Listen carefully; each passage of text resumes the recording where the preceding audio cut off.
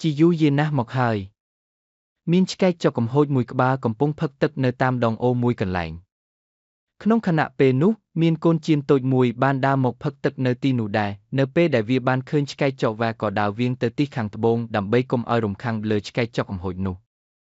ឆ្កែចុកបានឃើញកូនចៀនក៏គិតចង់រករឿងដើម្បីចាប់កូនចៀមធ្វើជាចំណីបើសិនជាទៅចាប់កូនចៀមស៊ីភ្លាមនោះនឹងខ្លាចសត្វឯទៀតដៀលដល់វាឆ្កែចុកក៏រកល្បិចនិយាយទៅកាន់កូនចៀមថា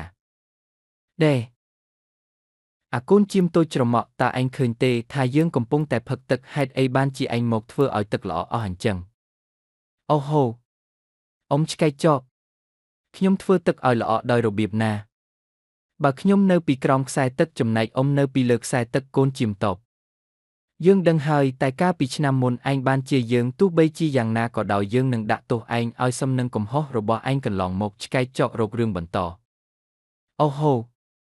អ៊ំឆ្កែចុកកាលពីឆ្នាំមុនខ្ញុំទៅជាអ៊ំបានដោយវិធីណាបើឆ្នាំមុននេះខ្ញុំមិនទាន់កើតមកផងកូនចៀមនៅតែប្រកែកបន្ត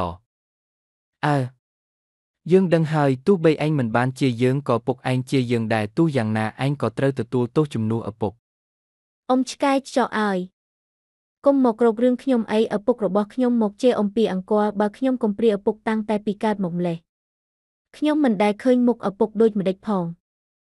ឆ្កែចុកបានព្យាយាមរកហេតុផលដើម្បីជៀសកូនចៀមឲ្យបាន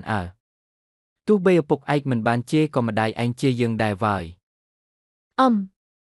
កុំមករករឿងខ្ញុំល្អជាងតាំងពីខ្ញុំកើតមកម្ដាយរបស់ខ្ញុំមិនដែលជេរអ្នកណាឡើយខ្ញុំឈប់និយាយជាមួយអ៊ំទៀតហើយនិយាយហើយកូនចៀមក៏ឡើងពីទឹករួចដើរចេញទៅព្រមជាមួយនឹងសេចក្តីត្រេកអរនៃសត្វតូចនៅទីនោះនៅទីបំផុតឆ្កែចុកក៏មិនអាចរកល្បិចអ្វីដើម្បីស៊ីកូនចៀមនោះបានកូនចៀមក៏ដើរចាក់ចេញពីទីនោះដោយសុវត្ថិភាព